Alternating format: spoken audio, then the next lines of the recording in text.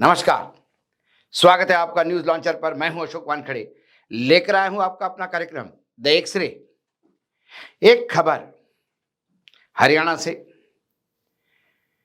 क्योंकि हरियाणा में चुनाव अपने पीक पे है। ऐसे में जब एक खबर मैंने पढ़ी तो मैं चौंक गया। हरियाणा के पूर्व मुख्यमंत्री मनोहर लाल खट्टर के सगे भाई है जगदीश खट्टर, उनका बेटा रमीत खट्टर, माने वर्तमान में केंद्र में अर्बन डेवलपमेंट मिनिस्ट्री के कैबिनेट मिनिस्टर मनोहर लाल खट्टर के सगे भतीजे ने रोहतक में कांग्रेस पार्टी का दामन थामा। जैसी मैंने खबर पढ़ी, मैंने सोचा कि इतना बड़ा डेवलपमेंट, खट्टर साहब तो संघ के बैकग्राउंड से आते हैं, बिल्कुल घोर स्वयंसेवक है और उनके लिए आज भी संघ सर्वोपरि है। जब पिछली बार वो मुख्यमंत्री बनाए गए थे पहली बार, तो सबको शॉक लगा था कि ये ऐसा कैसा हुआ। शायद तब बीजेपी का जो आला कमान था, उन्होंने एक खेल करने का प्रयास किया कि हरियाणा में हम यदि संघ को खुश कर देंगे तो यूपी में हम अपनी चला लेंगे, लेकिन वो नहीं हुआ।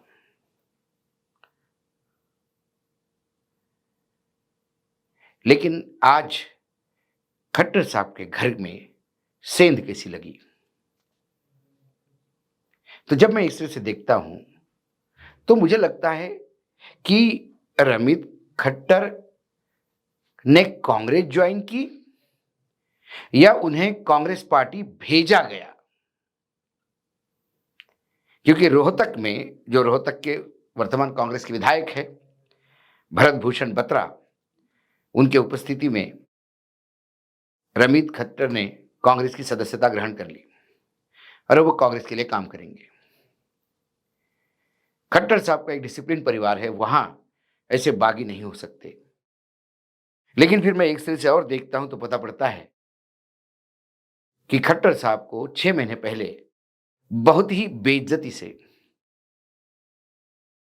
हरियाणा से मुख्यमंत्री पद से उतारा था। 5 साल मुख्यमंत्री रहे, फिर चुनाव के समय जब चुनाव बस 6 महीने पे था, उन्हें पद से हटाया गया। और जब ये अपमान का घूंट पीकर उन्होंने अपने सामने नायब सिंह सैनी को मुख्यमंत्री बनते देखा, उनके कई कलीग्स वीज जैसे मंत्रिमंडल से बाहर थे। दोनों गुजरातियों ने अपने मन में जो चाहा वो हरियाणा के साथ किया। इसका नतीजा ये हुआ कि 2019 में जहां लोकसभा में 10 की 10 सीटें उनके पास थी, वो घट के 5 रह गई। इज्जत बच गई, 5 रह गई। उसमें कांग्रेस की अपनी अंदरूनी राजनीति थी। यदि कांग्रेस इकट्ठा होकर लड़ती जैसी अब लड़ रही है, तो शायद 10 में से 8 सीट कांग्रेस ले जाती। ये खामियाजा जब देखा हरियाणा में भुगतना पड़ा, तो फिर खट्टर साहब को केंद्र में मंत्री बनाया। लेकिन केंद्र के जो मंत्री है, उनकी हालत रबर स्टैम्प जैसी है। मुख्यमंत्री पद जाने का मलाल वो भूल नहीं पाए। उसके बाद जब ये चुनाव जब घोषित हुए, तब पोस्टरों से बीजेपी के मनोहर लाल खट्टर गायब है। उन्हें रैली में नहीं बुलाया जाता। कुरुक्षेत्र में प्रधानमंत्री नरेंद्र मोदी जी की इतनी बड़ी रैली हुई, हालांकि वो रैली बहुत बुरी तरह से फ्लॉप हुई। उसका पूरा आयोजन नायब सिंह सैनी ने किया था, मुख्यमंत्री जो है वर्तमान, और उन्होंने जानबूझ करके खट्टर साहब को इससे बाहर रखा था। जब खट्टर साहब की स्थिति बिल्कुल मानो महाराष्ट्र में नितिन गडकरी जैसी हो गई, तो वो भी घर बैठेंगे। उन्होंने भी एक संदेश दिया क्योंकि खट्टर साहब का परिवार जो एकजुट परिवार है, जो पूरे डिसिप्लिन के लिए जाना जाता है, वहाँ यदि उनका सगा भतीजा रमित कांग्रेस का पल्ला पकड़ता है या पल्लू पकड़ता है, तो आप समझ जाइए इसमें एक संदेश है। और सिर्फ यहां तक नहीं है संदेश, एक और संदेश गया है, क्योंकि खट्टर साहब के एक बहुत अच्छे मित्र थे, बहुत नजदीकी थे।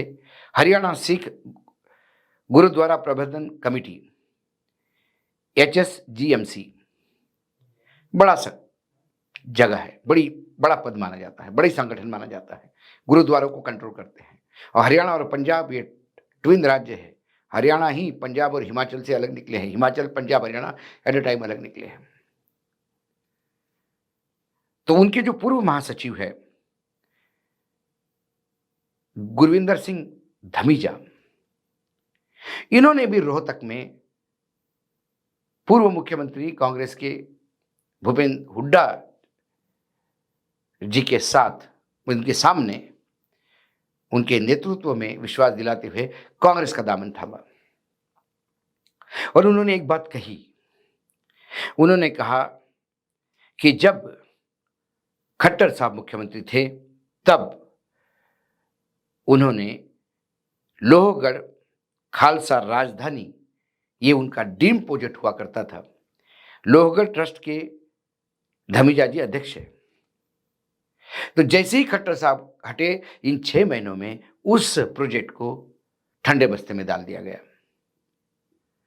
खट्टर के कोई ड्रीम प्रोजेक्ट को वर्तमान सरकार तवज्जो नहीं देती, मानो जैसे खट्टर को समाप्त करना चाहती है। तो ऐसी पार्टी में रहे कि क्या मतलब है। फिर उन्होंने कांग्रेस ज्वाइन की। ये 2 बड़े झटके हैं बीजेपी के लिए।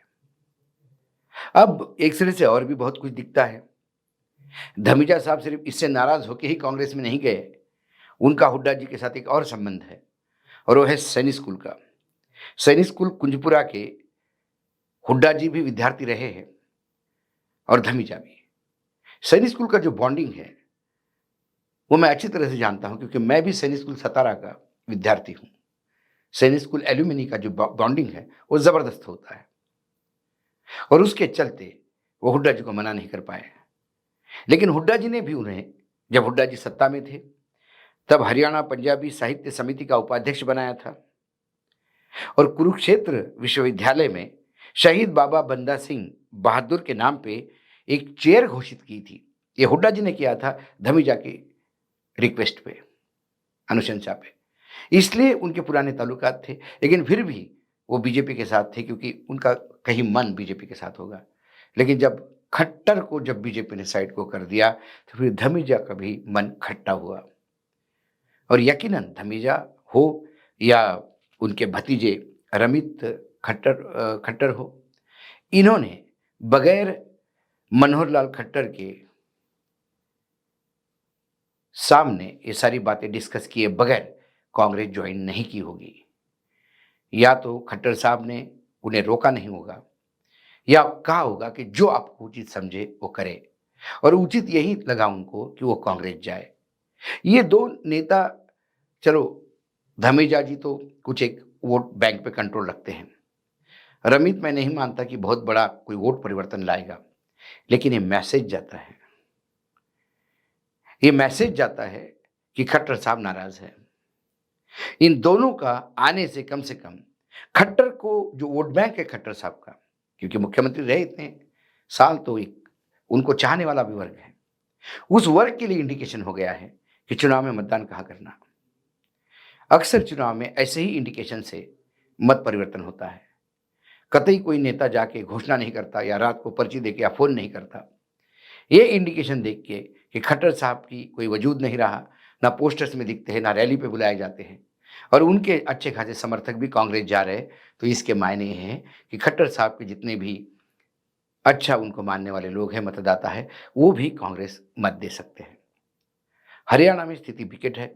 भले ही उन्हें लगता होगा बीजेपी को कि 5 लोकसभा हमने जीती तो 50% चांस हमको है, एंटी इनकम्बेंसी और संगठन में विद्रोह, ऐसा विद्रोह शायद हरियाणा ने कभी नहीं देखा होगा, या बीजेपी में भी इतने बड़े पैमाने पे विद्रोह नहीं देखे।